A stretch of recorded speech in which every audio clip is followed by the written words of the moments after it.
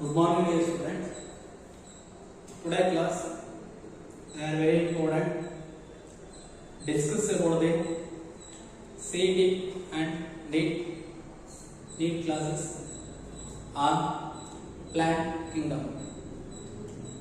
Before going to the multiple choice question, before going to the MCQ question, some of the synopsis about the plant kingdom. Synopsis about the plant kingdom. First of all, according to the R.H. Whitaker, in 1969, according to the R.H. Whitaker in 1969, the plant group or a plant kingdom have been broadly classified. The plant kingdom have been broadly classified into, that is in 5 groups, that is in Monera, Protista, fungi, Plantae, Animalia. According to the Robert Hooke Whitaker, R.H. Whitaker means Robert Hooke Whitaker, in 1969, the plant kingdom have been broadly classified into, that is in 5 groups, that is in Monera, Protista, fungi, Plantae, Animalia. That is a very important, that is a Monera group, very primitive organism like, that is in bacteria, some of the cyanobacteria that are belong to the group Monera. Next, you go for the Protista, some of the primitive organism like unicellular organism like, that is in Protista irbodu, Euglena irbodu, Amoeba irbodu, Paramecia irbodu. That all are belong to the group that is in Protista. Next, we shall move on to the fungi group. Some of the Basidiomycetes, Dendromycetes, well-known methods like Ascomycetes, that all the fungi group that belong to the group fungi or fungi. Next, we go for the Plantae, whole plant kingdom that are belong to the group that is in Plantae. Whole plant kingdom that belong to the group Plantae. Next, Animalia, whole animal kingdom, whole organism of an animal that are belong to the group Animalia, It is a classification according to the R.H. Whitaker, have been classified into Monera, Protista, fungi, Plantae, Animalia. Next, in this plant kingdom, have broadly classified. Have been broadly classified into 2 groups, that is an Cryptogamous and Phanerogamous. Cryptogamous means non-seed bearing plant. Non-seed bearing plant are commonly called as Cryptogamous flower Cryptogamous flower non-seeded plant ನಾವು Cryptogams ಅಂತ ಕರೀತೀವಿ. Phanerogams means seeded plants. Seeded plants ನಾವು ಏನಂತ ಕರೀತೀವಪ್ಪ ಅಂದ್ರೆ Phanerogams ಅಂತ ಕರೀತೀವಿ. non-seeded plants ಗೆ Cryptogams ಅಂತ ಕರೀತೀವಿ. ಯಾವುದು ಸೀಡೆಡ್ ಪ್ಲಾಂಟ್ ಇದೆಯೋ ಅದಕ್ಕೆ ನಾವು Phanerogams ಅಂತ ಕರೀತೀವಿ. That is a major difference in plant kingdom, Cryptogams and Phanerogams. Cryptogams means non-seeded plants, Phanerogams means seeded plant. Cryptogams have been broadly classified into again 3 types. What are they? Thallophyta, Bryophyta, Pteridophyta. Next ಏನಂತಂದ್ರೆ major. Next ಏನಂದ್ರೆ Cryptogams have been broadly classified into three groups: Thalophyta, Bryophyta, Pteridophyta. ಏನಂತಂದ್ರೆ cryptogams have been broadly classified into Thalophyta, Bryophyta, Pteridophyta. Thalophyta because it is undifferentiated into root, stem, leaves. That groups are belong to the Thalophyta. ಯಾವ plant ಅಲ್ಲಿ ನಾವು ಯಾವ organisms ಅಲ್ಲಿ ನಾವು root ನ, stem ನ, leaves ನ ಡಿಫರೆನ್ಶಿಯೇಟ್ ಮಾಡೋಕ್ಕಾಗಲ್ಲೋ ಆ ಗ್ರೂಪಿಗೆ ನಾವು ಏನಂತ ಕರಿತೀವಿ ಅಂದ್ರೆ ಥ್ಯಾಲೋಫೈಟ್ಸ್ ಅಂತ ಕರಿತೀವಿ. That is an undifferentiate of the root, undifferentiate of the stem, undifferentiate of the leaves are commonly called as Thalophyta. Next, Bryophyta. Slow ಏನಂತಂದ್ರೆ ಡಿಫರೆನ್ಶಿಯೇಟ್ ಮಾಡಿದ್ವಿ ಅಂದ್ರೆ root like structures, stem like structures, rhizoids ಇರ್ಬೋದು, stem like appearance ಇರ್ಬೋದು, ಅದು ಕಂಡಿದ್ದು Bryophyta. Next, Pteridophytes are the first vascular plants.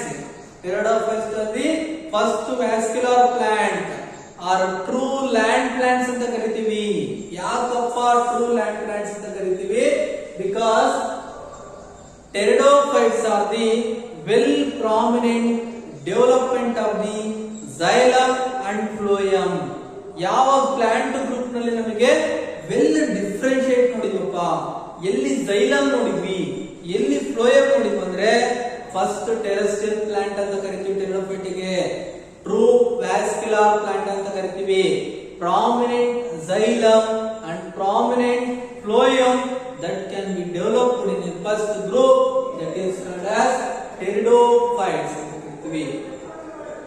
Next, Thalophyta have the main grouping that is broadly classified into algae. Thalophyta have been broadly classified into the group that is an algae ಅಂತ ಕರಿತೀವಿ. Majority of the algae, you take it as chlorophyceae, you take it as rhodophyceae, you take it as cyanophyceae, you take it as phaeophyceae. All the algal groups that belong to the group Thalophyta, because algae cannot differentiate into root, cannot differentiate into stem, cannot differentiate into leaves. That group are commonly called as Thalophyta ಅಂತ ನಾವು ಕರೆದ್ವಿ. Next, lichens are commonly that is belong to the group Bryophyta. Lichens ಗಳನ್ನ ನಾವೇನು ಕರೆದ್ವಪ್ಪ? Majority of the lichens, because lichens is an association of the both the group that is an phycobiont, mycobiont. ಯಾವುದೇ ಒಂದು lichens group ಬರಬೇಕಂದ್ರೆ, ಯಾವುದೇ ಒಂದು lichens ಬರಬೇಕಂದ್ರೆ ಎರಡು group very important. ಒಂದು ಫೈಕೋಬಯಾಂಟ್, ಇನ್ನೊಂದು ಮೈಕೋಬಯಾಂಟ್. ಫೈಕೋಬಯಾಂಟ್ ಅಂದ್ರೆ ಏನಪ್ಪ? Algal component. ನಾವು ಯಾವುದೇ ಒಂದು ಆಲ್ಗಲ್ ಕಾಂಪೋನೆಂಟ್ ಗೆ ನಾವು ಫೈಕೋಬಯಾಂಟ್ ಅಂತ ಕರೆದ್ವಿ. ಮೈಕೋಬಯಾಂಟ್ ಅಂದ್ರೆ that is an very important fungal group. ಎರಡು ಸೇರ್ಕೊಂಡು ಏನಾಗುತ್ತೆ ಅಂದ್ರೆ ಲೈಕೆನ್ಸ್ ಆಗುತ್ತೆ. What is the use of application of lichens? Lichens, it is main important application. It was an pollution indicator. ಎಲ್ಲೇ ಏರ್ ಪೊಲ್ಯೂಷನ್ ಆಗಿದೆ ಅಂದ್ರೆ ಅದನ್ನ ಇಂಡಿಕೇಟ್ ಮಾಡುವಂತವು ಯಾವಪ್ಪ ಅಂದ್ರೆ ಲೈಕೆನ್ಸ್. ಅದರೊಳಗೆ ಮತ್ತೆ lichens have been broadly classified into through three types: crustose, polypose, fruticose. Crustose, polypose, fruticose. Crustose ಅಂದ್ರೆ ಏನಪ್ಪ? Lichens which can grow on the bare of the soil or rather the stone of the soil. ಕಲ್ಲು ಅಂತ ಹೇಳ್ತೀವಿ, ಅದಕ್ಕೆ ಕ್ರಸ್ಟೋಸ್ ಅಂತ ಕರಿತೀವಿ. ಫಾಲಿಕೋಸ್, ಪಾಲಿಕೋಸ್ ಅಂದ್ರೆ ಏನಪ್ಪಾ ಅಂದ್ರೆ that is an lichens that is branching. ಯಾವ ಲೈಕೆನ್ಸ್ ಅಲ್ಲಿ ಬ್ರಾಂಚಿಂಗ್ ಇರುತ್ತೆ ಅದಕ್ಕೆ ನಾವು ಫಾಲಿಕೋಸ್ ಅಂತ ಹೇಳ್ತೀವಿ. ಫ್ರೂಟಿಕೋಸ್ ಅಂದ್ರೆ ಏನ್ ಹೇಳ್ತೀವಪ್ಪ ಅಂದ್ರೆ ಲೈಕೆನ್ಸ್ ಅದು ಫ್ಲವರ್ ಬರ್ಡ್ಸ್, ಓಕೆ, ನಾವು ಫ್ರೂಟಿಕೋಸ್ ಅಂತ ಲೈಕೆನ್ಸ್ ಅಂತ ಕರಿತೀವಿ. ನೆಕ್ಸ್ಟ್ ಫರ್ನ್ಸ್ ಅಂತ ಹೇಳ್ತೀವಿ. ಫರ್ನ್ಸ್ ಆರ್ ನಥಿಂಗ್ ಬಟ್ ಸಿಯೋಫೈಟ್ಸ್ ಅಂತ ಕರಿತೀವಿ. ಓಕೆ, ಫರ್ನ್ಸ್ ಇನ್ನೊಂದು ಏನ್ ಕರಿತೀವಿ? ಸಿಯೋಫೈಟ್ಸ್. ನಿಮಗೆ ಕೇಳ್ತಾರೆ important, what are sciophytes, where they occur ಅಂತ ಕೇಳ್ತಾರೆ. ಒಂದು ಕ್ವಶನ್ ಇಷ್ಟು ಕ್ಲಾಸಿಫಿಕೇಶನ್ ಒಂದು ಕ್ವಶನ್ ಪಕ್ಕಾ. ಅದಕ್ಕೋಸ್ಕರ sciophytes is nothing but the ferns ಅಂತ ಹೇಳ್ತೀವಿ. ನಮ್ಮ ಫರ್ಮ್ಸ್ ಗ್ರೂಪ್ ಯೂಸ್ ನಾವು ಸಿಯೋಫೈಟ್ಸ್ ಅಂತ ನಾವು ಕರಿತೀವಿ. Sciophytes are commonly that is a group belong to the ferns ಅಂತ ಕರಿತೀವಿ. ನೆಕ್ಸ್ಟ್ ಏನ್ ಹೇಳ್ತೀವಪ್ಪ, ನೆಕ್ಸ್ಟ್ ಇದು ದೊಸ್ತುನ್ಸ್ ಅಂತ cryptogams non seed bearing plant ನಾವು ಬೆಸ್ಟ್ ಎಕ್ಸಾಂಪಲ್ ಅಂತ ಹೇಳ್ತೀವಿ. Next we go for the phanerogams. Phanerogams ಒಳಗೆ ಎರಡು ತರ ಬರ್ತವೆ, ಸೀಡ್ ಬೇರಿಂಗ್ ಪ್ಲಾಂಟ್ ಅಂತ ಹೇಳ್ತೀವಿ. Phanerogams are commonly called as seed bearing plant. That is an two groups that belong to the phenilogams. That is an first one is an gymnosperms. In ಹೇಳ್ತೀವಿ first one group is an gymnosperms ಅಂತ ಹೇಳ್ತೀವಿ. second one ಏನು ಹೇಳ್ತೀವಿ angiosperms ಅಂತ ಹೇಳ್ತೀವಿ. first one is an gymnosperm, second one is an angiosperms ಅಂತ ಕರೀತೀವಿ ನಾವು. ಅದರೊಳಗೆ ಏನು ಹೇಳ್ತೀವಪ್ಪ, ಮತ್ತೆ angiosperm have been broadly classified into again two types.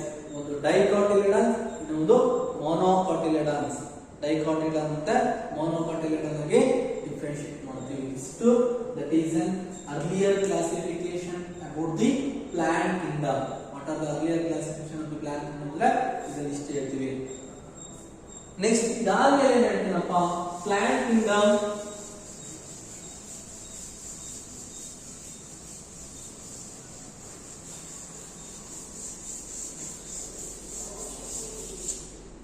next ಏನು ಹೇಳ್ತಾನಪ್ಪ ಅಂದ್ರೆ plant kingdom have broadly classified into that is in 5 groups: algae, bryophytes, pteridophytes,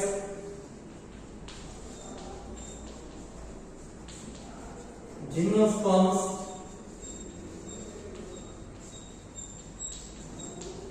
angiosperms.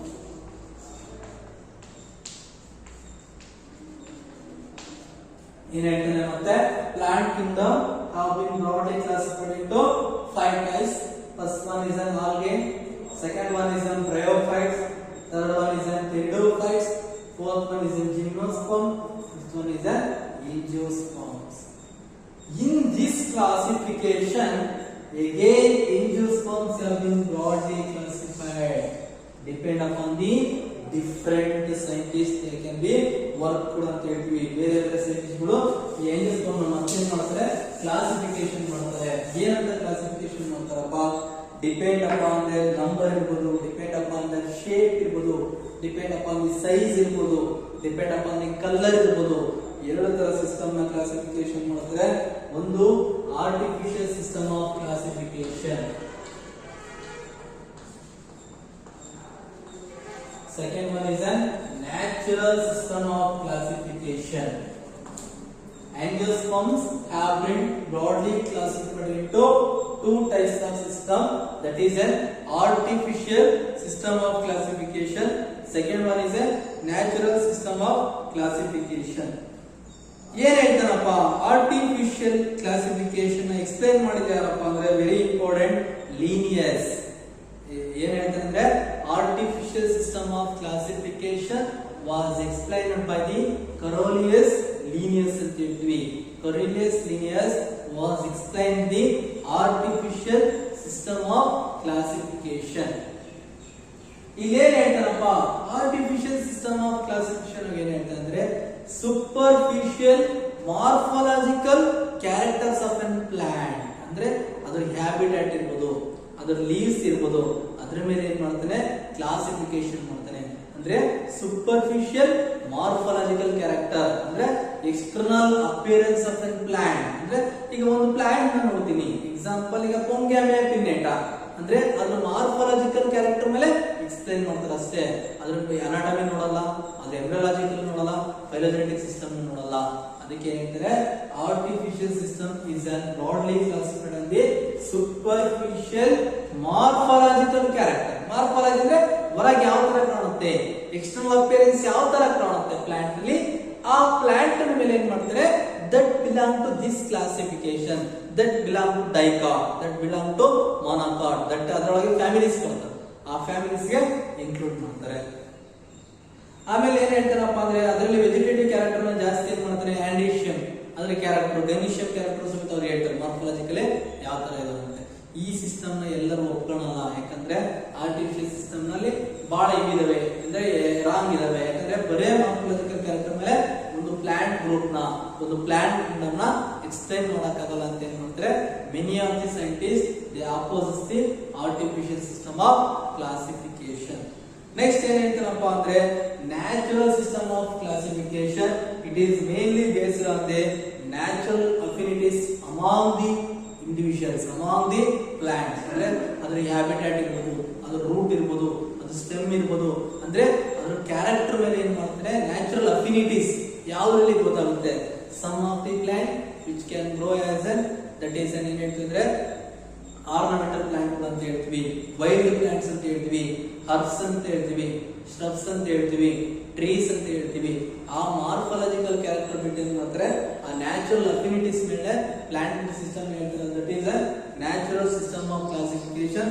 It was explained by the Gregor John Bentham ಅಂತ ಹೇಳ್ತೀವಿ. Gregor John Bentham and Joseph Gordon ಹುಕ್ಕರ್.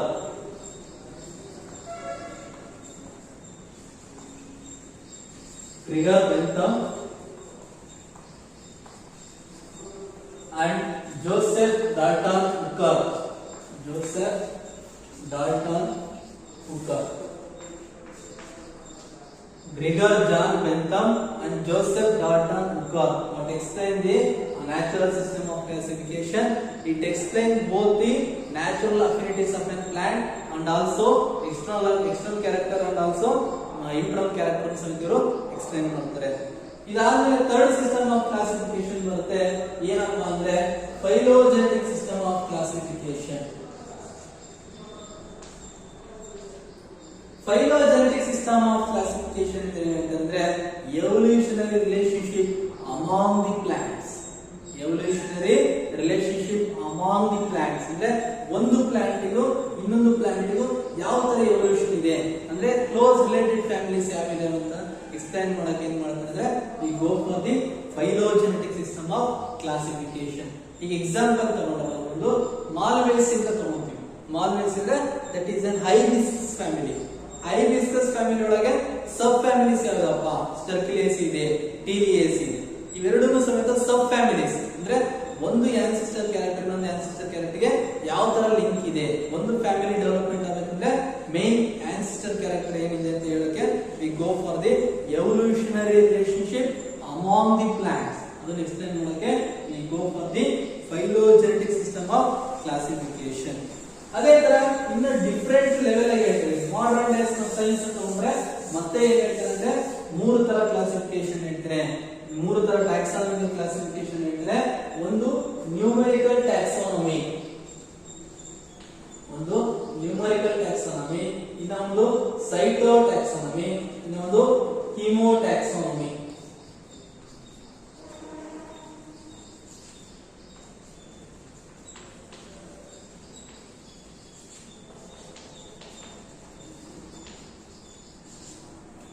Numerical taxonomy ಅಂದ್ರೆ ಏನ್ ಹೇಳ್ತಾರಪ್ಪ? Numerical is nothing but the numbers, plant character that can be coded by the number that can be stored in a computer data.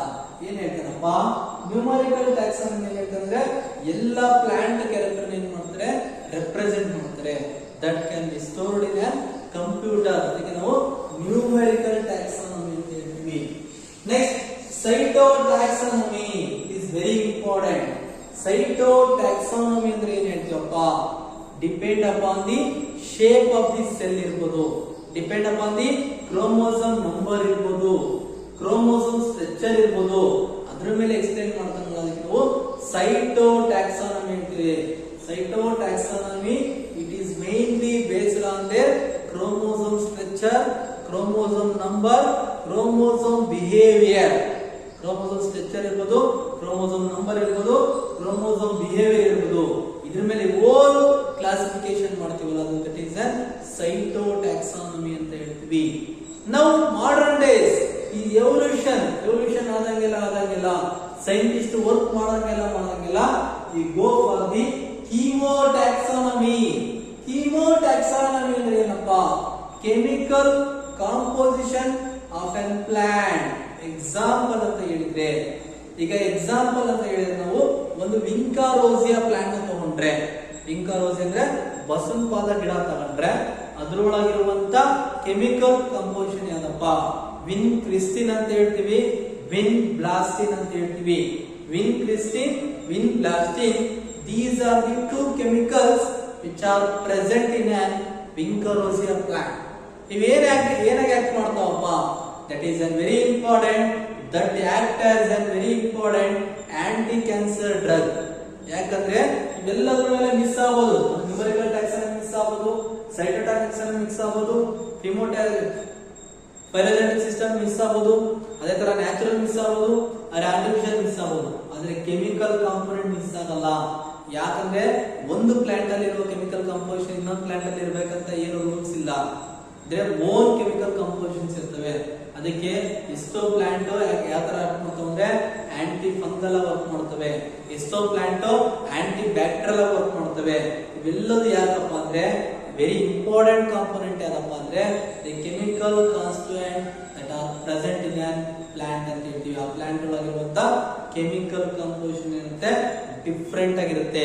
ಆ chemical composition different ಆಗಿರೋಕ್ಕೆ go for the chemotaxonomy. ಇಷ್ಟು ಸಮೇತ that is a brief ಅಂತ ಹೇಳ್ತೀವಿ, brief introduction to the plant system. Next, we directly go on the very important component, that is a 5 kingdom of classification. First one is an algae.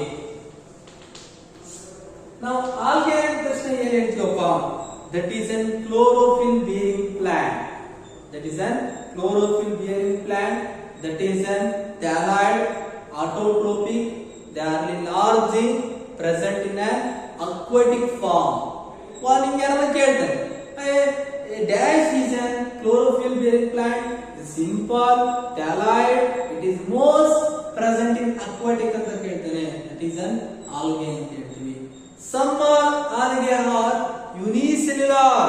Unicellular means it is made up of single cells. Some algae are multicellular. Some are filamentous. Some are colonial. ಇವೆಲ್ಲವೂ ಸಮೇತ algae ಅಂತ ಹೇಳ್ತೀವಿ. ಅದಕ್ಕೆ ಏನ್ ಹೇಳ್ತಿದ್ರೆ some R ಏನ್ ಹೇಳ್ತಿದ್ರೆ that is ಏನ್ ಹೇಳ್ತಿದ್ರೆ colonial algae ಅಂತ ಹೇಳಿದ್ರೆ ನಾವೇನ್ ಬರೀತೀವಪ್ಪ ಅಂದ್ರೆ wax ಬರೀತೀವಿ. colonial algae ಇರ್ಬೋದು. ಅದೇ ತರ ಏನ್ ಹೇಳ್ತೀವಪ್ಪ ಅಂದ್ರೆ very important that is simple algae ಅಂತ ಹೇಳ್ತೀವಿ. ಇಷ್ಟು ಫ್ರಾಗ್ಮೆಂಟೇಶನ್ ಅಂತ ಹೇಳಿ ಫ್ರಾಗ್ಮೆಂಟ್ algae ಅಂತ ಯಾವಪ್ಪ ಅಂದ್ರೆ ದಟ್ ಈಸ್ ನಿಲೋಥೆಕ್ಸ್ ಅಂತ ಹೇಳ್ತೀವಿ.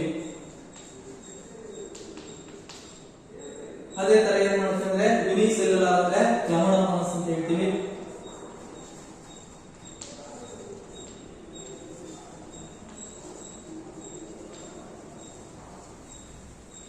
ಮತ್ತೆ ಕ್ಲಮಡೋಮೋನಾಸ್ ಅಂದ್ರೆ ಕೊಲೋನಿಯಲ್ ಅಂದ್ರೆ ವೋಲ್ವಾಕ್ಸ್ ಕೊಲೋನಿಯಲ್ಸ್ ಅಂತ ಹೇಳ್ತೀವಿ.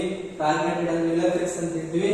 ಯುನಿಸೆಲ್ಯುಲಾರ್ ಅಂದ್ರೆ ದಟ್ ಈಸ್ ಕ್ಲಮಡೋಮೋನಾಸ್ ಇವೆಲ್ಲವೂ ಅಂತ ಹೇಳ್ತಾರೆ. ಮಲ್ಟಿಸೆಲ್ಯುಲಾರ್ ಅಂದ್ರೆ many of the marine algae like kelps ಇರ್ಬೋದು, ಲ್ಯಾಮಿನೇರಿಯಾ ಇರ್ಬೋದು, ಸರ್ಗ್ಯಾಸಮ್ ಇರ್ಬೋದು, ಪಾರ್ಪರಾ ಇರ್ಬೋದು. ಇವೆಲ್ಲವೂ ಸಮೇತ ಮಲ್ಟಿ ಸೆಲ್ಯುಲಾರ್ ಆಲ್ಗೆ ಎಕ್ಸಾಂಪಲ್ ಕೊಡ್ತೀವಿ.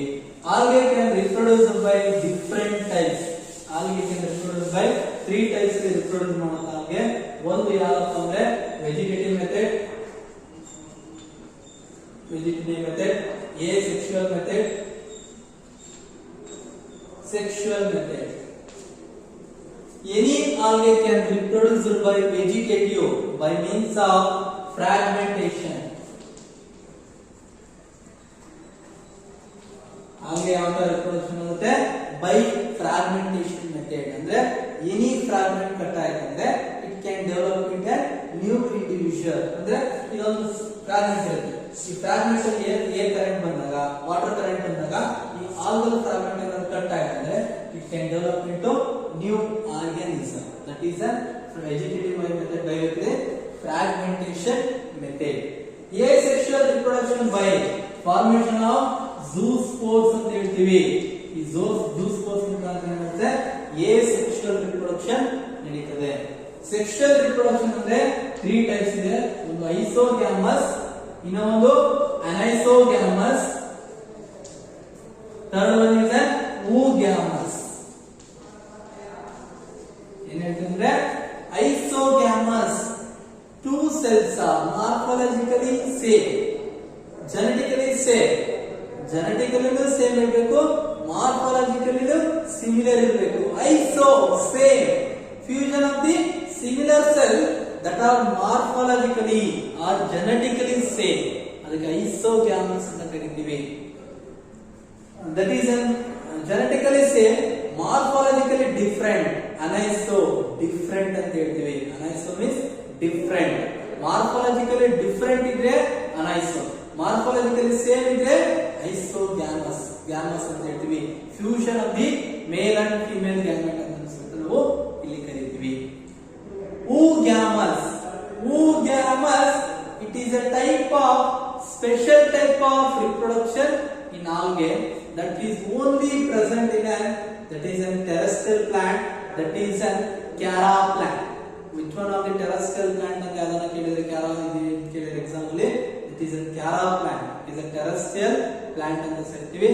ಇಲ್ಲಿ ಏನಾಗುತ್ತೆ oogamous ಅಲ್ಲಿ male are motile, male are motile, female are static, female are static ಅಂತ ಹೇಳ್ತೀವಿ. ಇಲ್ಲಿ ಮೇಲ್ ಏನಾಗುತ್ತೆ ಮೊಟೈಲ್ ಇರುತ್ತೆ, ಫೀಮೇಲ್ ಏನಿರುತ್ತೆ ಸ್ಟ್ಯಾಟಿಕ್ ಅಂತ. ಸ್ಟ್ಯಾಟಿಕ್ ಮೀನ್ಸ್ ಸ್ಟಾಗ್ನೆಂಟ್ ಅಂತ ಹೇಳ್ತೀವಿ. Male can go through the female ಅಂತ ಹೇಳ್ತೀವಿ.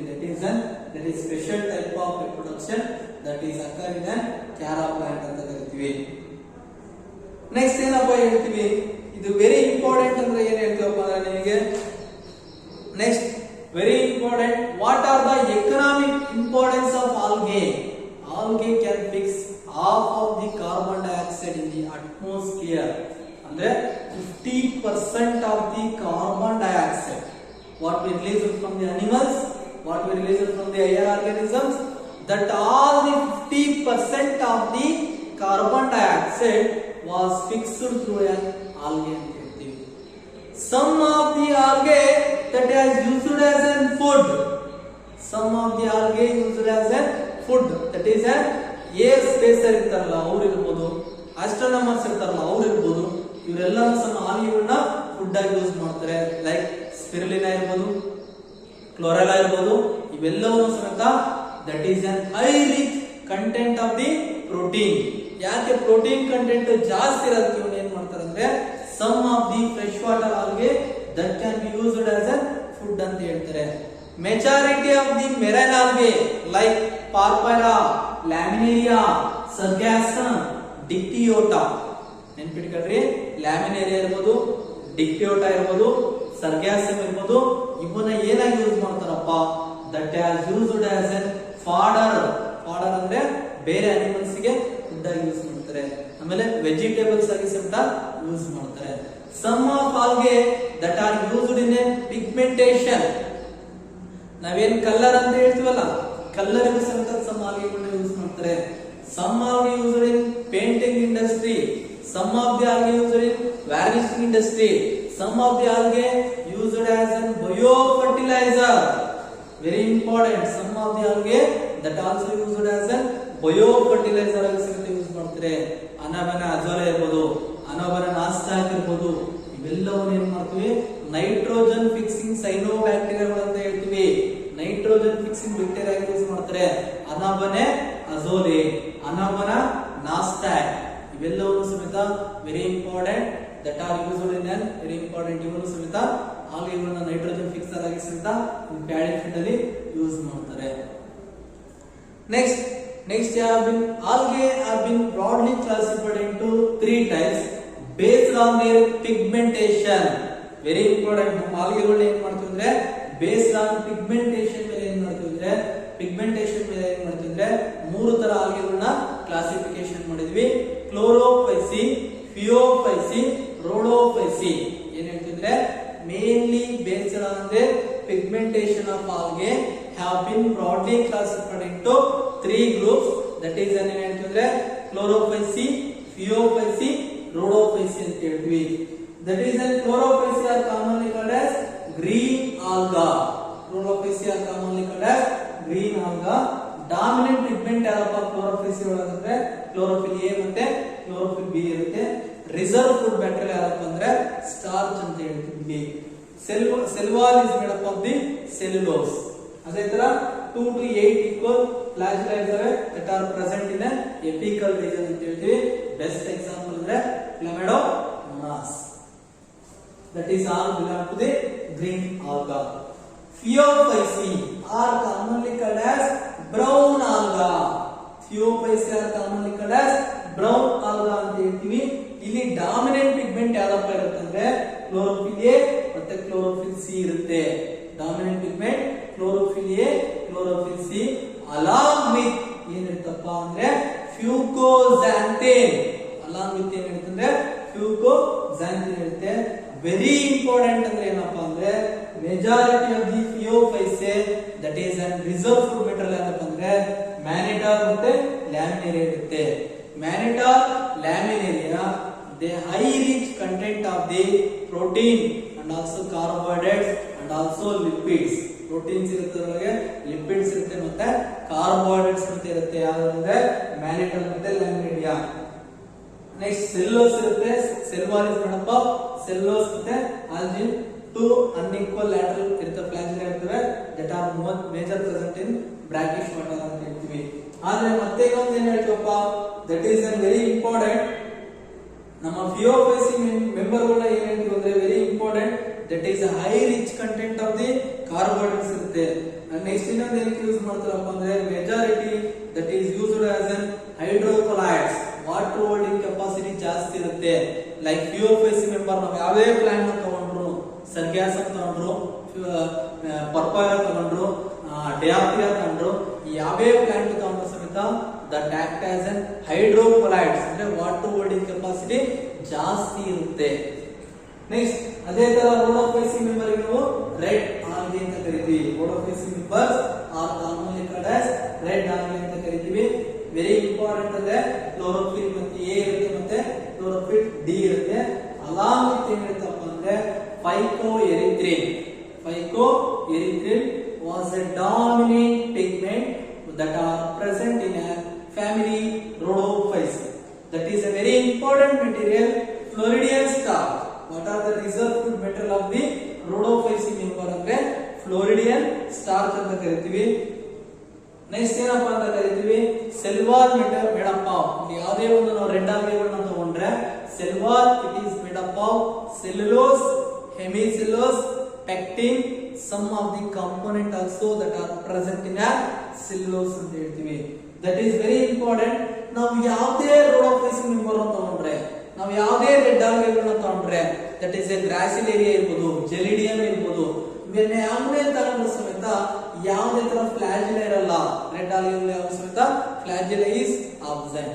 Majority of the red algae which are present in a salt concentration ಅಂತ ಹೇಳ್ತೀವಿ, which are present in a seashore area ಅಂತ ನಾವು ಕರಿತೀವಿ. That is a very important. Next, what are the major application of the red algae ಅಂದ್ರೆ that is a Gelidium gracilaria that are used as a very important ಏನ್ ಹೇಳ್ತಿದ್ರೆ ಸಾಲಿಡಿಫೈಯಿಂಗ್ agent ಆಗಿ use ಮಾಡ್ತೀವಿ.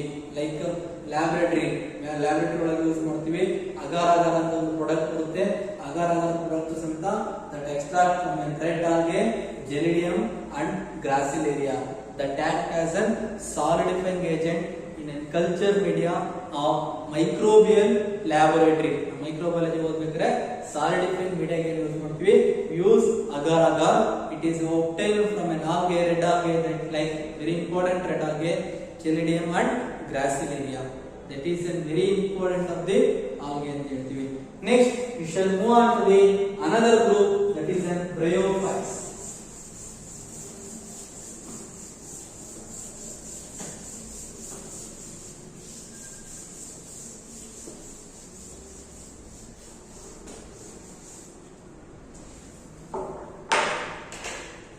Bryophytes ಅಂತ ಹೇಳ್ತೀವಿ.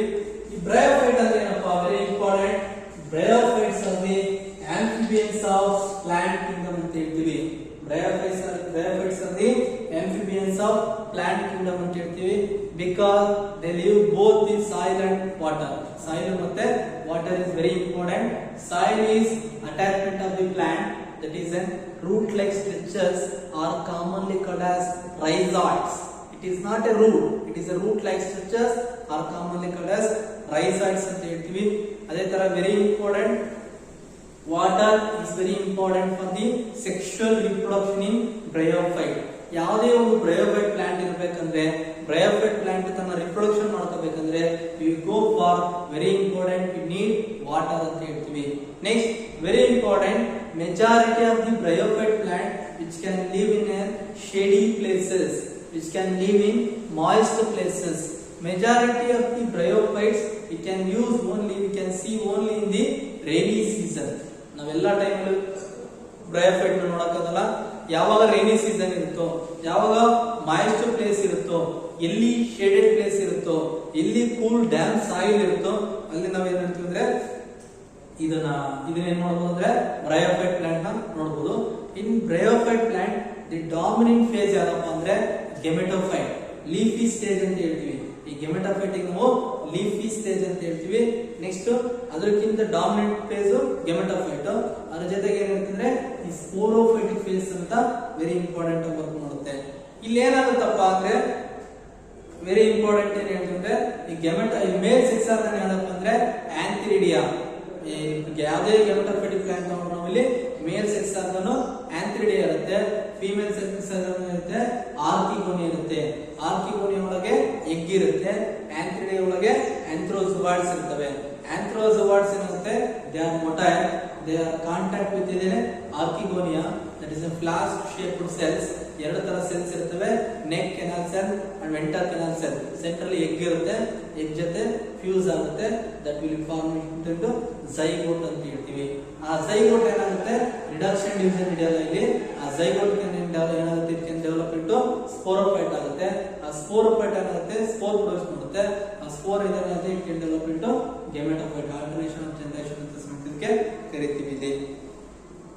ನೆಕ್ಸ್ಟ್ ಏನಪ್ಪಾ ಹೇಳ್ತೀವಿ, ಯಾವುದೇ ನಾವು ಬ್ರಯೋಫೈಟ್ ನ ತಗೊಂಡ್ರೆ 3 ಗ್ರೂಪ್ ನ ತಗೊಂಡ್ತೀವಿ. ಲಿವರ್ ರಾಡ್ಸ್, ಆರ್ಮ್ ರಾಡ್ಸ್,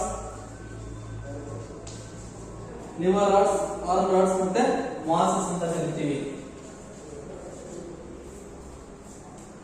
ಇಲ್ಲೇ ಹೇಳ್ತೀವಪ್ಪ majority of the liverworts ನ ಯಾಕಂತ ಕರಿತೀವಪ್ಪ. ಲಿವರ್ ರಾಡ್ಸ್ ಅಂತ ಯಾಕೆ ಕರಿತೀವಿ, ನಾವು ಲೈಕ್ ಲೋಯರ್ ಬ್ರಯೋಫೈಟ್ ಪ್ಲಾಂಟ್ ನಾವು ಯಾವ ಕಾರಣಕ್ಕೆ ಲೋ ಬ್ಲಡ್ ಸ್ಟ್ರಕ್ಚರ್ ಕಾಣುತ್ತೆ, ನಾವು ಲಿವರ್ ರಾಡ್ಸ್ ಅಂತ ಕರಿತೀವಿ. ಇಲ್ಲಿ ವೆರಿ ವೆಲ್ ಡೆವಲಪ್ಮೆಂಟ್ ಸ್ಟೇಜ್ ಯಾವ್ದಪ್ಪ ಅಂದ್ರೆ that is an gametophytic stage. ಅದೇ ತರ ಆರ್ಮ್ ರಾಡ್ಸ್ ಅಂತ ನಾವು ಯಾವ ತರ ಅಂದ್ರೆ ಈ ಲಿವರ್ ರಾಡ್ಸ್ ಬೆಸ್ಟ್ ಎಕ್ಸಾಂಪಲ್ ಅಂದ್ರೆ ರಿಕ್ಷಿಯಾ, ಅದೇ ತರ ಮಾರ್ಕ್ಯಾನ್ಶಿಯಾ. ಈ ರಿಕ್ಷಿಯಾ, ಈ ಮಾರ್ಕ್ಯಾನ್ಶಿಯಾ, these are the best example for the liver rods. ಇಲ್ಲಿ ಪ್ಲಾಂಟ್ ಲೀಫ್ ನೋಡಿದ್ರೆ ಕಾಣುತ್ತೆ, there is a bilobed structure, ಅದಕ್ಕೆ ನಾವು ಏನಂತೀವಿ ಅಂದ್ರೆ ಲಿವರ್ ರಾಡ್ಸ್ ಅಂತ ಕರಿತೀವಿ. Next they consist of a asexual reproduction structure or commonly called as gemme ಅಂತ ಕರಿತೀವಿ. Asexual reproductive structure, that is a cup-like structure that are present in the aerial surface of the leaf are commonly called as gemma ಅಂತ ಹೇಳ್ತೀವಿ, or gemma cup ಅಂತ ಹೇಳ್ತೀವಿ. It is mainly for the asexual reproduction ಅಂತ ಕರಿತೀವಿ. Next ಇಲ್ಲಿ arm rods ಅಂತ ಯಾವ ಕರಿತೀವಪ್ಪ, ಈ ತರ ಅಂದ್ರೆ ಕೆಳಗೆ ಏನಿರ್ತದೆ ಗೆಮೆಟೋಫೈಟಿಕ್ ಸ್ಟೇಜ್ ಇರುತ್ತೆ, ಮೇಲೆ ಏನಿರುತ್ತೆ ಅಂದ್ರೆ ಸ್ಪೋರೋಫೈಟಿಕ್ ಸ್ಟೇಜ್ ಎವಲ್ಯೂಷನ್ ಆಗುತ್ತೆ. ಅದಕ್ಕೆ ಇದಕ್ಕೆ ಆರ್ಮ್ ರಾಡ್ಸ್ ಅಂತ ಹೇಳ್ತೀವಿ. ಅಂದ್ರೆ ಎತ್ತದ ಓರಿ ಕೊಂಬುಗಳು ಇರ್ತಾವ ಆತರ ಇರ್ತವೆ, ಅದಕ್ಕೆ ಆರ್ಮ್ ರಾಡ್ಸ್ ಅಂತ ಕರಿತೀವಿ. ಕೆಳಗಿರೋದು ಗೆಮೆಟೋಫೈಟಿಕ್ ಸ್ಟೇಜ್, ಈ ಡೆವಲಪ್ಮೆಂಟ್ ಅದು ಸ್ಪೋರೋಫೈಟಿಕ್ ಸ್ಟೇಜ್ ಅಂತ ಕರಿತೀವಿ. ಅದೇ ನಾವು ಮಾಸಸ್ ತಗೊಂಡ್ರೆ ಏನಾಗುತ್ತೆ, ಸ್ಮಾಲ್ ಮಾಸಸ್ ಏನಾಗುತ್ತೆ ಅಂದ್ರೆ ಇಟ್ ಈಸ್ ಲೈಕ್ ಅಂದ್ರೆ ಫುಡ್ ಸೀಟಾ ಕ್ಯಾಪ್ಸುಲ್ ಅಂತ ಹೇಳ್ತೀವಿ.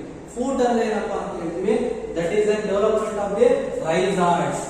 ಮಾಸಸ್ ಒಳಗೆ ರೈಸಾಯ್ಡ್ ಡೆವಲಪ್ಮೆಂಟ್ ಆಗುತ್ತೆ ಫುಡ್ಸ್ ಒಳಗೆ.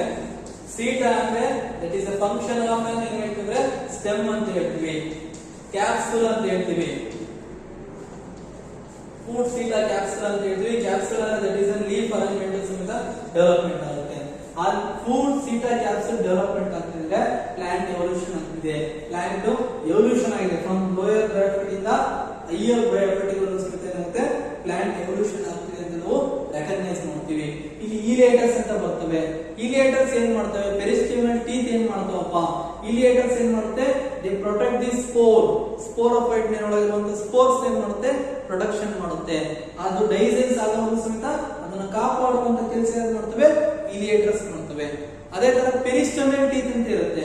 ಈ ಪೆರಿಸ್ಟೋಮಿಯಲ್ ಟೀತ್ ಏನ್ ಕೆಲಸ ಮಾಡುತ್ತಪ್ಪ, ವೆದರ್ ದಿ ಸ್ಪೋರ್ಸ್ ಅಂದ್ರೆ ನನ್ನ ಸ್ಪೋರ್ಸ್ ಡಿಸ್ಪರ್ಸ್ ಮಾಡಕ್ಕೆ ಎನ್ವಿರಾನ್ಮೆಂಟ್ ಕರೆಕ್ಟ್ ಆಗಿದೆಯೇ ಇಲ್ಲ, ಅಂದ್ರೆ ವಾಟರ್ ಸಿಕ್ತಿಯೇ ಇಲ್ಲ.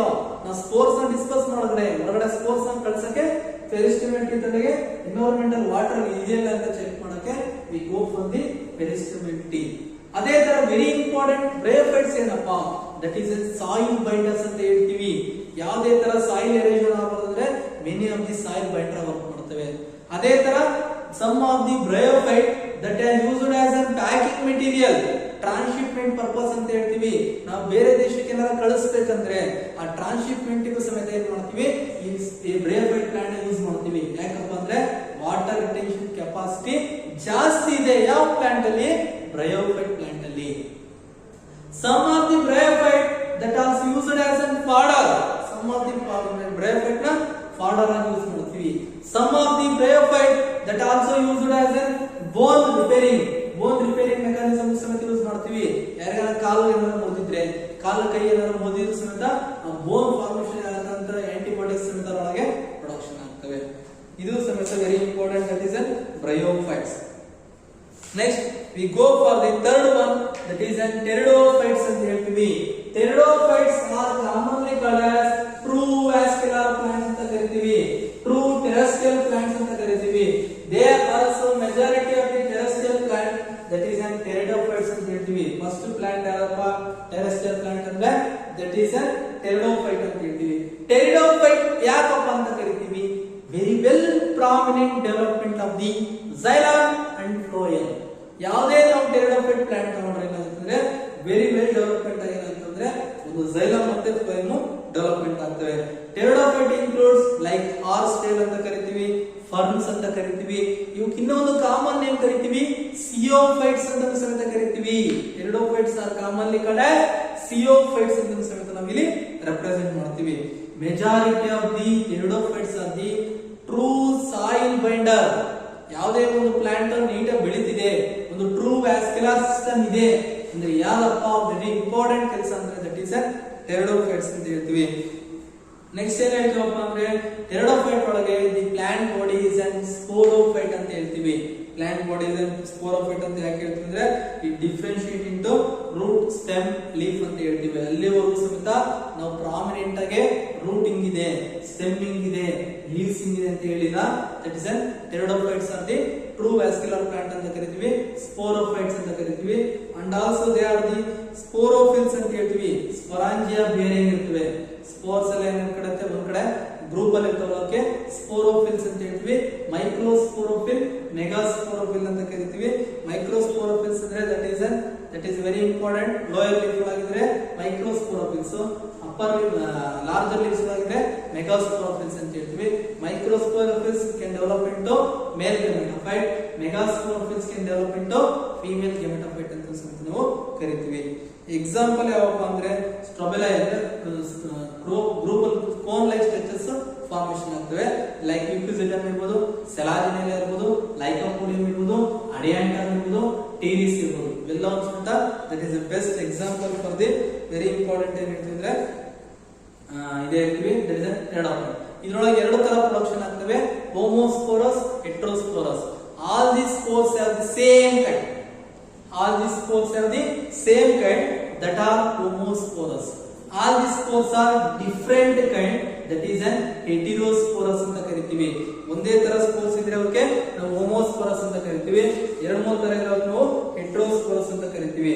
ಇಲ್ಲಿ ಸಮೇತ ಮೇಲ್ ಗೆಮೆಟೋಫೈಟ್ ಏನಾಗುತ್ತೆ ಆಂಥಿಡಿಯಾ ಆಗುತ್ತೆ, ಫೀಮೇಲ್ ಗೆಮೆಟೋಫೈಟ್ ಏನಾಗುತ್ತೆ ಆರ್ಕಿಗೋನಿಯಾ ಆಗುತ್ತೆ. ಆಂಥಿಡಿಯಾ ಮತ್ತೆ ಆರ್ಕಿಗೋನಿಯಾ ಫ್ಯೂಸ್ ಆಗಿದೆ ಫಾರ್ಮ್ ಇಂಟು ಝೈಗೋಟ್ ಅಂತ ಹೇಳ್ತೀವಿ. ಆ zygote can be development by strobila, male strobila or female strobila ಅಂತ ನಾವು ಇಲ್ಲಿ ಕರಿತೀವಿ. ನಾಲ್ಕು ಗ್ರೂಪ್ ಅಲ್ಲಿ ಬರ್ತವೆ. ಇಲ್ಲಿ ಸೈಲೋಪ್ಸಿಡಾ ಅಂತ ಹೇಳ್ತೀವಿ. Psilopsida is nothing but the group psilophyta ಅಂತ ಕರಿತೀವಿ. Lycopsida is the best example for the lycopodium and selaginella. Sphenopsida, equisetum, pteropsida, dryopteris ಮತ್ತೆ ಟೆರಿಸ್. ವೆರಿ ಇಂಪಾರ್ಟೆಂಟ್ ಅಂದ್ರೆ ಏನಪ್ಪಾ ಅಂದ್ರೆ pteridophytes have been broadly classified into 4 classes. That is Silotopsida is the best example. Silotum, Silotopsida, Silotum, Lycopsida, Lycopodium, equisetum. Sphenopsida that is next example ಆದ ಸ್ಪಿನಾಪ್ಸಿಡಾಗೆ ಇಕ್ವಿಸಿಟಮ್ ಅಂತ ಕರಿತೀವಿ. ಅದೇ ತರ ಟೆರಾಪ್ಸಿಡಾ ಎಕ್ಸಾಂಪಲ್ ಡ್ರಯಾಪ್ಟರಿಸ್ ಮತ್ತೆ pteropsis. Is a very important classification of that is a very important, that is a pteridophyte. Next we go for the fourth one, that is a gymnosperms. Naked seeded plant are commonly called as gymnosperms and twig. Ovary it is not enclosed by any ovary wall. Naked seeded plant anta karitivi. Ovary is not enclosed by any ovary wall are commonly called as gymnosperm. Gymno means naked, sperma means seeded. Naked seeded plant, ovules are not enclosed by any ovary wall. Ovules are not enclosed by any ovary wall are commonly ನಾವು gymnosperms ಅಂತ ಸಂದರ್ಭದಲ್ಲಿ ಕಾಯಿಲೆ ಮಾಡ್ತೀವಿ. ಈ gymnosperms ಏನ್ ಹೇಳ್ತೀವಪ್ಪ, majority of the gymnosperms which are ಏನ್ ಹೇಳ್ತಂದ್ರೆ ಲೈಕ್ ಟೆರೆಸ್ಟ್ರಿಯಲ್ ಪ್ಲಾಂಟ್ಸ್ ಅಂತ ಹೇಳ್ತೀವಿ. Majority of the gymnosperms are the ಏನ್ ಹೇಳ್ತೀವಿ ಝೀರೋಫೈಟಿಕ್ ಪ್ಲಾಂಟ್ಸ್ ಅಂತ ನಾವು ಇಲ್ಲಿ ಕರಿತೀವಿ. ಇಲ್ಲಿ ಏನಾಗುತ್ತಪ್ಪ, ಜಿಮ್ನೋಸ್ಪರ್ಮ್ಸ್ ಗೆ ಎರಡು ತರ ಲೀವ್ಸ್ ಇರ್ತವೆ. ಒಂದು ಫೋಲಿಯೇಜ್ ಲೀವ್ಸ್ ಇರ್ತವೆ, ಒಂದು ಸ್ಕೇಲಿ ಲೀವ್ಸ್ ಇರ್ತವೆ. ವೆರಿ ಇಂಪಾರ್ಟೆಂಟ್, ಎರಡು ತರ ಲೀವ್ಸ್ ಅನ್ನೋದು ಒಂದು ಗ್ರೂಪ್ ಅಲ್ಲಿ ಒಂದು ಫೋಲಿಯೇಜ್ ಲೀವ್ಸ್ ಇರ್ತವೆ, ಒಂದು ಸ್ಕೇಲಿ ಲೀವ್ಸ್ ಇರ್ತವೆ. ಫೋಲಿಯೇಜ್ ಲೀವ್ಸ್ ಅಂದ್ರೆ ಗ್ರೀನ್ ಕಲರ್ ಲೀವ್ಸ್ ಇರ್ತಾವೆ, ಅವಕ್ಕೆ ನಾವು ಏನ್ ಹೇಳ್ತಿದ್ರೆ ಫೋಲಿಯೇಜ್ ಲೀವ್ಸ್ ಅಂತ ಹೇಳ್ತೀವಿ. ಬ್ರೌನ್ ಕಲರ್ ಲೀವ್ಸ್ ಇರ್ತಾವೆ, ಅವಕ್ಕೆ ಸ್ಕೇಲಿ ಲೀವ್ಸ್ ಅಂತ ನಾವಿಲ್ಲಿ ಕರಿತೀವಿ. ನೆಕ್ಸ್ಟ್ ಏನ್ ಹೇಳ್ತೀವಪ್ಪ, majority of the perennial woody ಅಂತ ವುಡ್ಡಿ ಪ್ಲಾಂಟ್ಸ್ ಅಂತ ಹೇಳ್ತೀವಿ, ಸ್ಟಬ್ಸ್ ಅಂತ ಹೇಳ್ತೀವಿ, ಬುಷಿ ಪ್ಲಾಂಟ್ ಅಂತ ಸಮೇತ ಇಲ್ಲಿ ಕರಿತೀವಿ. ಆಮೇಲೆ ಏನ್ ಹೇಳ್ತಪ್ಪ, gymnosperms are heterosporous in condition ಅಂತ ಹೇಳ್ತೀವಿ. ಹೆಟ್ರೋಸ್ಪೋರಸ್ ಅಂದ್ರೆ ಟೂ ಕೈಂಡ್ಸ್ ಆಫ್ ಸ್ಪೋರ್ಸ್. ಒಂದು microspores, it can develop into male gametophyte. Male gametophyte act as a pollen grains ಅಂತ ಕರಿತೀವಿ. Megaspores that act as a female gametophyte. Megaspores that act as a female gametophyte that will be produce ovules ಅಂತ ಹೇಳ್ತೀವಿ, or egg ಅಂತ ಹೇಳ್ತೀವಿ. that can be fertilized, that can develop into zygote, zygote can develop into new plant ಅಂತ ಹೇಳ್ತೀವಿ. ಇಲ್ಲೇನಿರುತ್ತಂದ್ರೆ ಮೇಲ್ ಸ್ಟೋಬಿಲೈ lower leaf ಅಲ್ಲಿ ಇರ್ತವೆ, female ಸ್ಟೋಬಿಲೈ ಇರುತ್ತೆ upper leaf surface ಅಲ್ಲಿ ಇರ್ತದೆ. ಮೇಲ್ ಲೋಯರ್ ಲೀಫ್ ಒಳಗೆ ಮೇಲ್ ರಿಪ್ರೊಡಕ್ಟಿವ್ ಆರ್ಗನ್ಸ್ ಇರುತ್ತೆ, ಹೈಯರ್ ಲೀಫ್ ಇದರೊಳಗೆ ಫೀಮೇಲ್ ರಿಪ್ರೊಡಕ್ಟಿವ್ ಆರ್ಗನ್ಸ್ ಇರುತ್ತೆ ಅಂತ ನಾವು ಕರಿತೀವಿ. ಇಲ್ಲಿ ಮೈಕ್ರೋಸ್ಪೋರೋಫಿಲ್ಸ್ ಮತ್ತೆ ಮೆಗಾಸ್ಪೋರೋಫಿಲ್ಸ್ ಅಂತ ಕರಿತೀವಿ. That is two types. Microspores it can develop into male gametophyte, megaspores it can develop into female gametophyte ಅಂತ ಕರಿತೀವಿ. ಇಲ್ಲಿ ವೆರಿ ಇಂಪಾರ್ಟೆಂಟ್ ಅಂದ್ರೆ ಏನಪ್ಪಾ ಅಂದ್ರೆ, ನಾವು ಯಾವುದೇ ಒಂದು ಜಿಮ್ನೋಸ್ಪರ್ಮ್ ಪ್ಲಾಂಟ್ ನ ತಗೊಂಡ್ರೆ ಏನಾಗುತ್ತೆ ಅಂದ್ರೆ ಇಲ್ಲಿ ಎಕನಾಮಿಕ್ ಇಂಪಾರ್ಟೆಂಟ್ ಬಹಳ ಇದೆ. ಜಿಮ್ನೋಸ್ಪರ್ಮ್ಸ್ ಒಳಗೆ ಎಕನಾಮಿಕ್ ಇಂಪಾರ್ಟೆಂಟ್ ಬಹಳ ಇದೆ. ನಾವು ಸೆಡ್ರಾ ಅಂತ ಹೇಳ್ತೀವಿ, ಇಟ್ ಈಸ್ ಎಸೆನ್ಷಿಯಲ್ ಆಯಿಲ್ಸ್ ಅಂತ ನಾವು ಕರಿತೀವಿ. ಅದೇ ತರ ಇನ್ನೊಂದು ಎಪಿಡ್ರಿನ್ ಅಂತ, ಎಪಿಡ್ರಾ ಅಂತ ಬರುತ್ತೆ. ಆ ಎಪಿಡ್ರಿನ್ ಕರಿತೀವಿ. ಎಪಿಡ್ರಿನ್ ಅಂತ ಒಂದು ಆಲ್ಕಲೈಡ್ ಐಸೋಲೇಷನ್ ಮಾಡ್ತೀವಿ, ಅದನ್ನು ಕಾಫ್ ಸಿರಪ್ ಅಂತ ಎಪಿಡ್ರಿನ್ ಕೊಡ್ತೀವಿ. ಅದು ಮೆಜಾರಿಟಿ ಆಫ್ ಏನ್ ಮಾಡ್ತಿದ್ರೆ ಈ ಜಿಮ್ನೋಸ್ಪರ್ಮ್ ಪ್ಲಾಂಟ್ ನ ಆರ್ನಮೆಂಟಲ್ ಪರ್ಪಸ್ ಯೂಸ್ ಮಾಡ್ತೀವಿ. ಕೋನ್ಸ್, ಪೈನಸ್ ಕೋನ್ಸ್ ಸಮೇತ ಆರ್ನಮೆಂಟಲ್ ಪರ್ಪಸ್ ಆಗಿ ಯೂಸ್ ಮಾಡ್ತಾರೆ. Majority of the gymnosperm plant R use as A ವುಡ್ಡಿ plant ಆಗಿ ಯೂಸ್ ಮಾಡ್ತಾರೆ. ಫೈಬರ್ ಕಂಟೆಂಟ್ ನ ಎಕ್ಸ್ಟ್ರಾಕ್ಟ್ ಮಾಡಕ್ಕೆ ಯೂಸ್ ಮಾಡ್ತಾರೆ. ಟರ್ಪೆಂಟೈನ್ ಆಯಿಲ್ಸ್ ಅಂತ ಬರ್ತವೆ, ಆಯಿಲ್ಸ್ ನ ಎಕ್ಸ್ಟ್ರಾಕ್ಟ್ ಮಾಡಕ್ಕೆ ಸಮೇತ we go for the gymnosperms ಅಂತ ಸಮೇತ ನಾವು ಕರಿತೀವಿ. Next we go for another group, that is angiosperms ಅಂತ ಹೇಳ್ತೀವಿ. ಏಂಜಿಯೋಸ್ಪರ್ಮ್ಸ್ ಅಂದ್ರೆ that is a flower bearing plant. Flower bearing plant are commonly called ಏನಂತಂದ್ರೆ ಏಂಜಿಯೋಸ್ಪರ್ಮ್ಸ್ ಅಂತ ಕರಿತೀವಿ.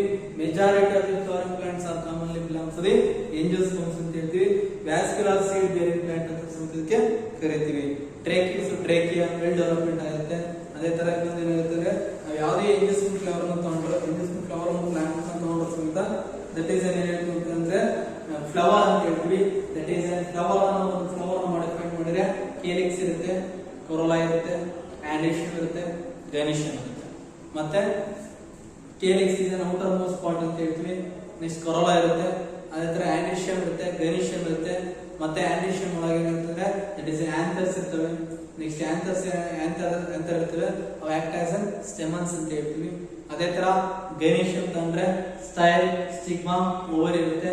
ದಕ್ಕೆ ರಿಪ್ರೊಡಕ್ಟಿವ್ ಆರ್ಗನ್ ಅಂತ ಸಮೇತ ನಾವು ಯೂಸ್ ಮಾಡ್ತೀವಿ. ಇಲ್ಲಿ ಸಮೇತ 8 ಸೆಲ್ ಎಂಬ್ರಿಯೋ ಸ್ಯಾಕ್ ಅಂತ ಇರುತ್ತೆ, ಆಂಟಿಪೋಡಲ್ ಸೆಲ್ಸ್ ಇರ್ತವೆ, ಸಿನರ್ಜಿಡ್ಸ್ ಇರುತ್ತೆ, ಎಗ್ ಆಪರೇಟರ್ಸ್ ಅಂತ ಇರುತ್ತೆ. ಇವೆಲ್ಲ ಸಮೇತ ಓದಿರ already almost. Next very important ಇದ್ರೊಳಗೆ ಏನಪ್ಪಾ ಅಂತ ಹೇಳಿದ್ರೆ next plant life cycle alternation of generation ಅಂತ ಹೇಳ್ತೀವಿ. Haplontic life cycle many of the haplontic cells it is made up of the one celled zygote. One celled zygotes ಇಂದ ಏನಾದ್ರು formation ಆಗೋದಕ್ಕೆ haplontic life cycle ಅಂತ ಹೇಳ್ತೀವಿ. Haplontic life cycle ನ majority ಎಲ್ಲಿ ನೋಡ್ತೀವಪ್ಪ ಅಂದ್ರೆ many of the algae that shows the haplontic life cycle. Alternation of generation ಅಂತ ಹೇಳ್ತಲ್ಲ ಎಪ್ಲಾಂಟಿಕ್ ಲೈಫ್ ಸೈಕಲ್ ನ ತೋರಿಸೋದು ಸಿಂಗಲ್ ಸೆಲ್ ಝೈಗೋಟ್ ಇಂದ ಫಾರ್ಮೇಷನ್ ಆಗುತ್ತಲ್ಲ ಎಪ್ಲಾಂಟಿಕ್ ಲೈಫ್ ಸೈಕಲ್ ಅಂತ ಹೇಳ್ತೀವಿ. Haplontic life cycle example best ಅಂದ್ರೆ ಸ್ಪೈರಲ್ ಮತ್ತೆ ಪ್ಲಾನೋಡಮೋನಾಸ್ ಅಂತ ಕರಿತೀವಿ. Next diplontic life cycle best example ಅಂದ್ರೆ ದಟ್ ಈಸ್ ಜಿಮ್ನೋಸ್ಪರ್ಮ್ ಎಂಜಿಯೋಸ್ಪರ್ಮ್ಸ್. ನಮ್ಮೆಲ್ಲಾ ಸೀಡ್ ಬೇರಿಂಗ್ ಪ್ಲಾಂಟ್ ನಮ್ಮೆಲ್ಲಾ ಫ್ಲವರ್ ಬೇರಿಂಗ್ ಪ್ಲಾಂಟ್ ಇದಾವಲ್ಲ it is the best example for the haplo diplontic life cycle ಅಂತ ನಾವು ಹೇಳ್ತೀವಿ. ಡಿಪ್ಲಾಂಟಿಕ್ ಲೈಫ್ ಸೈಕಲ್ ಅಂತ ಹೇಳ್ತೀವಿ. ಎಪ್ಲೋ ಡಿಪ್ಲಾಂಟಿಕ್ ಲೈಫ್ ಸೈಕಲ್ ಗೆ ಬೆಸ್ಟ್ ಎಕ್ಸಾಂಪಲ್ ಯಾವಪ್ಪ ಅಂದ್ರೆ ನಮ್ಮ majority of the haplo diplontic pteridophyte group. Pteridophyte group ಇದಾವಲ್ಲ ಇವೆಲ್ಲವೂ ಸಹಿತ ಎಪ್ಲೋ ಡಿಪ್ಲೋಮ್ಯಾಟಿಕ್ ಗೆ ಬೆಸ್ಟ್ ಎಕ್ಸಾಂಪಲ್ ಅಂತ ಸಹಿತ ಹೇಳ್ತೀವಿ. Majority of the ectocarpus polysiphonia ಇವೆಲ್ಲವೂ ಸಹಿತ ಎಪ್ಲೋ ಡಿಪ್ಲಾಂಟಿಕ್ ಯಾವಪ್ಪ ಅಂದ್ರೆ ಆಲ್ಗೆಗಳು ಅಂತ ಹೇಳ್ತೀವಿ. ಎಪ್ಲಾಂಟಿಕ್ ಲೈಫ್ ಸೈಕಲ್ ಅಂದ್ರೆ majority of the algae group. Diplontic life cycle ಅಂದ್ರೆ ಮೆಜಾರಿಟಿ ಆಫ್ ದಿ ಜಿಮ್ನೋಸ್ಪರ್ಮ್ಸ್ ಮತ್ತೆ ಎಂಜಿಯೋಸ್ಪರ್ಮ್ಸ್. ಎಪ್ಲೋ ಡಿಪ್ಲಾಂಟಿಕ್ ಅಂದ್ರೆ majority of the pteridophytic plant. ಏನ್ ಟೆರಡೋಫೈಟಿಕ್ ಪ್ಲಾಂಟ್ ಇದಾವಲ್ಲ that is a major that shows the haplo diplontic life cycle ಅಂತ ನಾವಿಲ್ಲಿ ಕರಿತೀವಿ. ಅದೇ ತರ ಅದರೊಳಗೂ ಆಲಿವ್ ಬರ್ತವೆ. Some of the haplo diplontic ಒಳಗೆ ಸಮ್ ಆಲಿವ್ ಗ್ರೂಪ್ ಬರ್ತವೆ ಲೈಕ್ ಡಿಕ್ಟಿಯೋಟಾ, ಎಕ್ಟೋಕಾರ್ಪಸ್, ಪಾಲಿಸೈಫೋನಿಯಾ ಇವೆಲ್ಲ ಸಹಿತ ಎಪ್ಲೋ ಡಿಪ್ಲಾಂಟಿಕ್ ಲೈಫ್ ಸೈಕಲ್ ನ ಇಲ್ಲಿಗೆ the complete of the synapses of the plant kingdom ಅಂತ ಹೇಳ್ತೀವಿ. Next class we shall move on to the MCQ question for the plant kingdom. Thank you.